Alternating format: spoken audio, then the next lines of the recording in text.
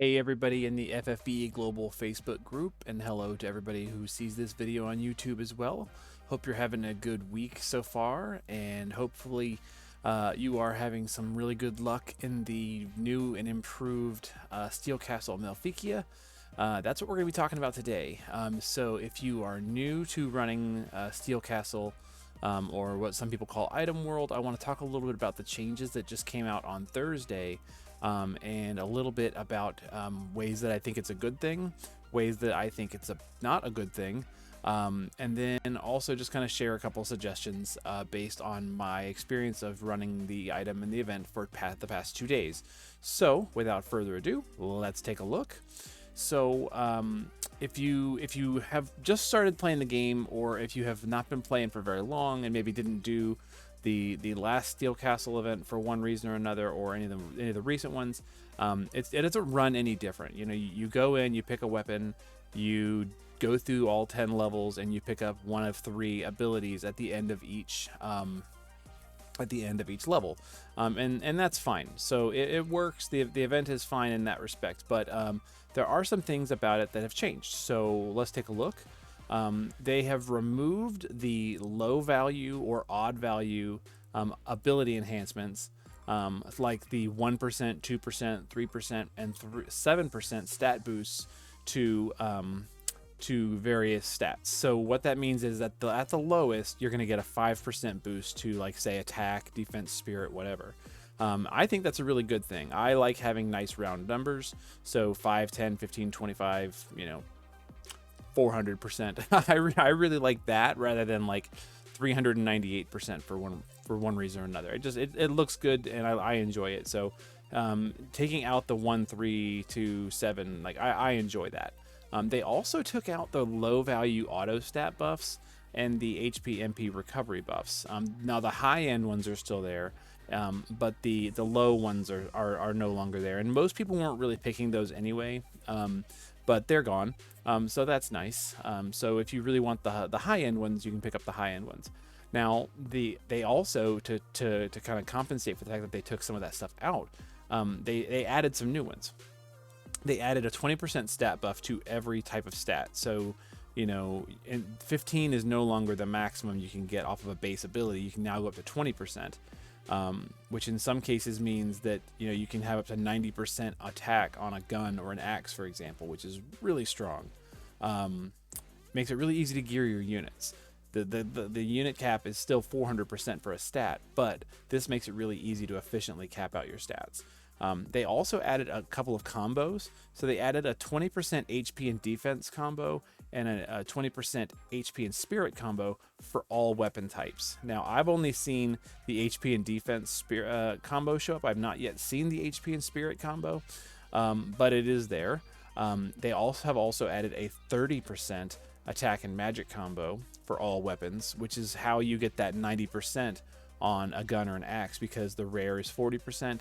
Then you can pick up a 30% here for 70, and then another 20 for 90. So it's very possible. I've seen people do it. I have not hit that level of jackpot yet on a gun or an axe, but it is there, so you can do that. They also added in LB fill 100 and 200 for all weapons, which is basically 1 or 2 crystals. So you can get LB fill on a weapon, which is, I think, in some cases very, very nice, in other cases not so useful. And then also MP cost reduction. Again, sometimes nice, sometimes useful, not always. You don't need it on every unit or every weapon. So there you go. I still think that in general you really only need to, and I said this in the last video that I talked about Steel Castle, you really only need to get kind of enough runs to get the amount of attack stat you need or magic stat that you need to cap your unit based on how you usually set them up. If you're 5% short or 8% short, or whatever, it's not the end of the world. Is it best to have as much as you can? Obviously, but don't need to drive yourself crazy trying to get the maximum you possibly can, because you're going to cap out at 400% anyway. If you're hitting 400% with the various abilities that you're equipping on a unit for one reason or another, then don't worry too much about getting a perfectly geared weapon, unless you're just that, like, obsessive about it and just have to have it just for the sake of completion. So There it is. So with what's been added and what's been removed, I think that by and large, this is a good thing. However,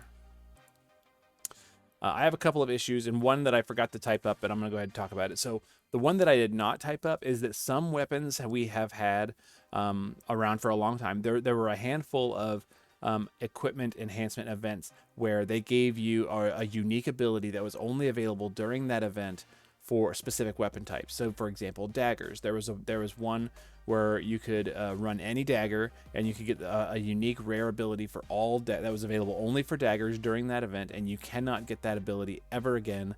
So, if you rerun a dagger to try and get like a different combination of stuff, too bad. You cannot get Twilight Tide ever again because it is gone. So you'll miss out on having Twilight Tide on your daggers if you do that. Some people are really going to care about that. Some people aren't. Because like for example, I ran the event when Twilight Tide was around, and I got that on my Zidane STMR, his dagger. And now that I have 2 Ling STMRs with High Tide Plus on them, like the issue is no longer relevant because it's better. But like, if you really care about those unique rare abilities on those items, you're going to lose them if you rerun them and you can't get them back again because they were unique to that event. So that's an issue. The next issue that I have is that in spite of everything else being added, the rate for a weapon's unique ability is at best case scenario, you're doing all the way to level 10, is at best case scenario 4.65% for their unique. Let me show you what I mean. If you click on the unique abilities, it'll tell you what each one is. And so if we're just clearing the first level of the dungeon right here, it tells us the unique ability drop rate is 0.6%. 0.6%. That's very, very low. It's possible 0.6%, 0.6%. And if you go all the way, every level you go, it gets a little bit better, a little bit better, a little bit better. Then it jumps dramatically on level 8, which most people don't even like to run past level 5 if they don't get a nice ability by then. But it gets a little better, 3.3, up all the way up to 4.65. Which is still really, really low. When you factor in that to get a perfect run, you have to have the unique and 2 rare abilities. The attack and magic 30%, and then the 20% stat to whatever you're doing, attack or magic.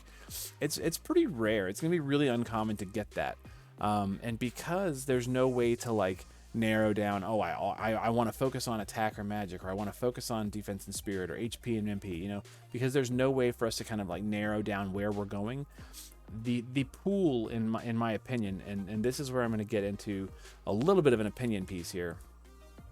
The pool seems to be just so diluted with extra abilities, making it really, really hard to get a good combination. So I have been, just for my own trial and error and trying to see how it goes, I've been running Lara Croft's modified shotgun, trying to get above 59%, which is what I currently have on it because of the last Steel Castle event, for 24 hours, and I have yet to get above 45%.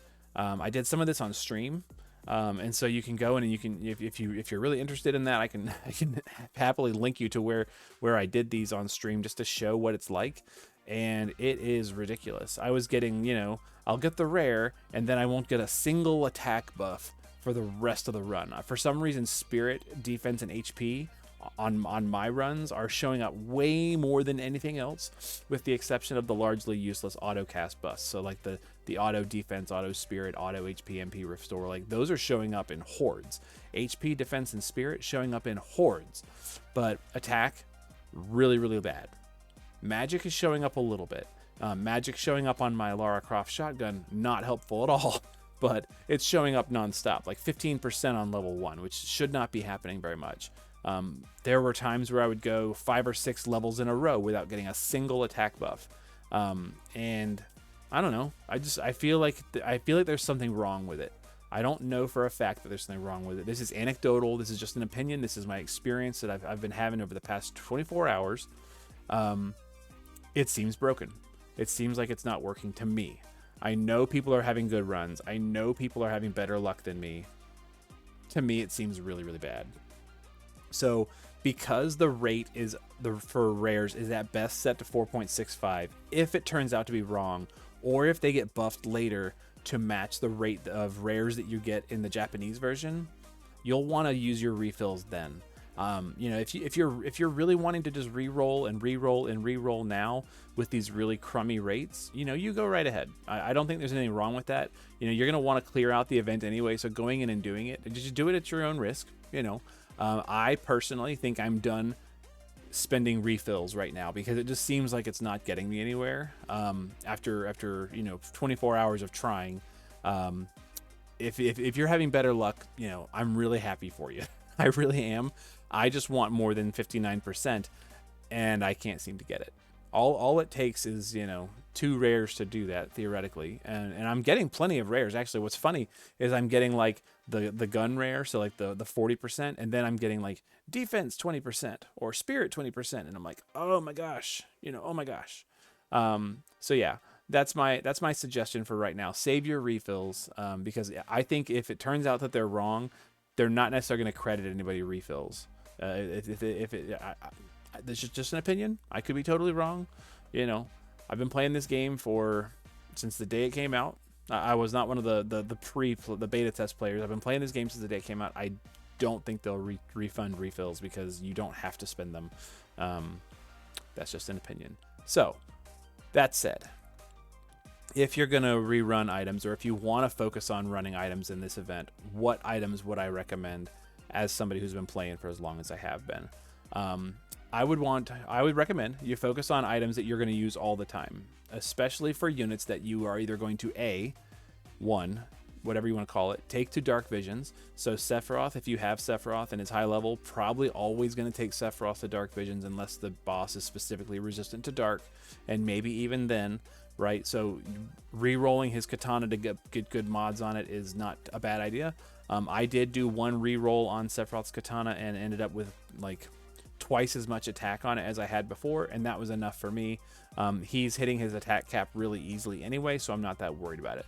Like I said, I've been trying to run Lara's gun.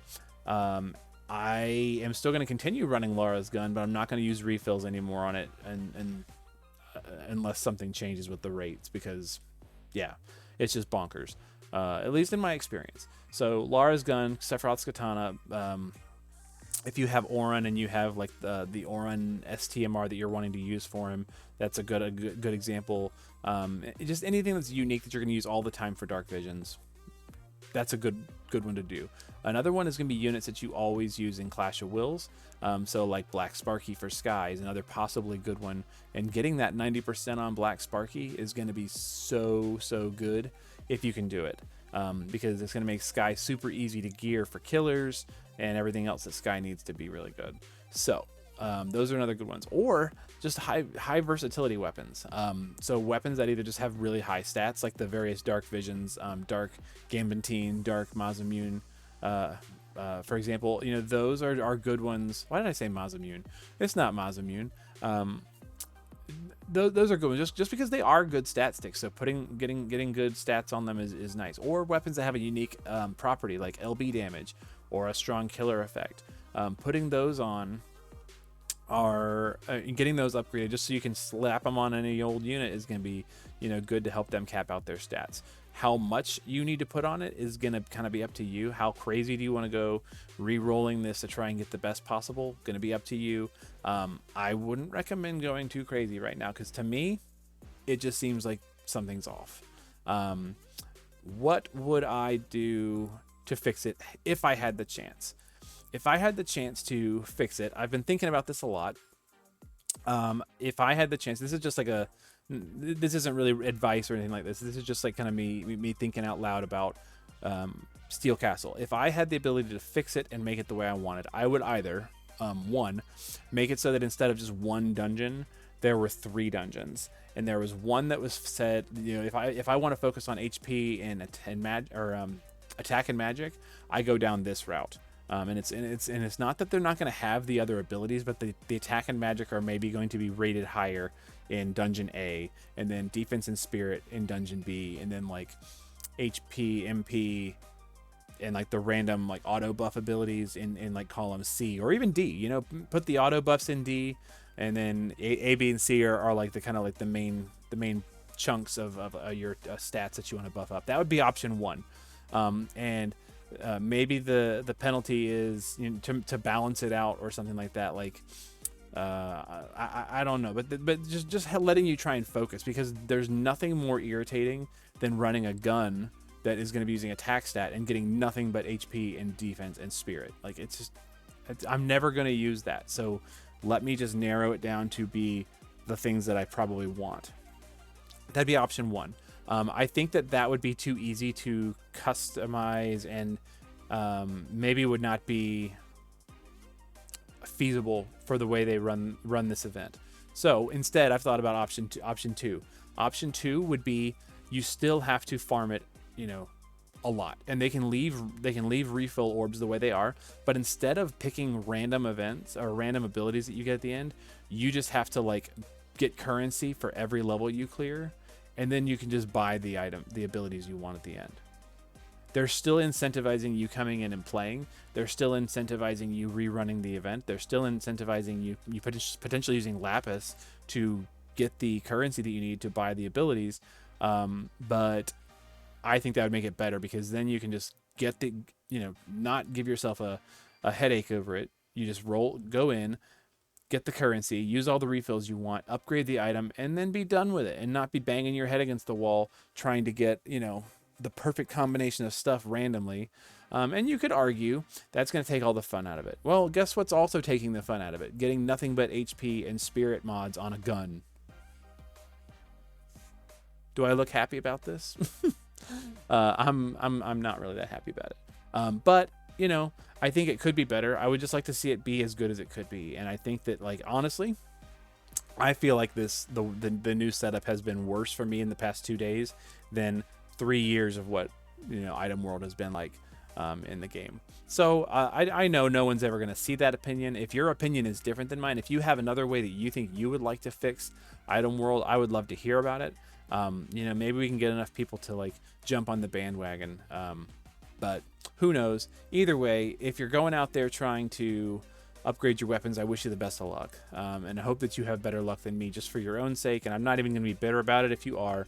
If you got a really perfect combo, like I actually did get a perfect combo on a staff, on the event staff. I got the event unique ability, I got the staff unique ability, and a 20% spirit boost on a staff. So that was kind of cool. But I haven't gotten anything that good since.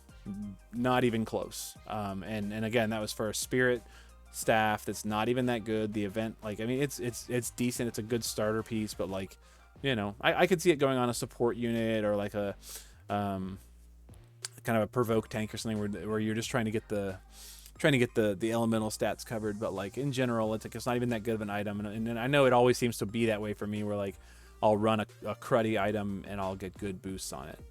But like, yeah, come on. Please, I just want more than 59% attack on my Lara Croft shotgun. That's all I want. And that's all I've got for today. So yeah, if that's helpful to you, and I hope it is. I hope the last part of my suggestions, like if you're gonna run items, here's what I'd focus on. I hope that's useful to you. And you know, hopefully I'm not discouraging you too much, but like I said, I'm not done, or I'm not going to be using refill orbs right now anymore, because it seems like a waste.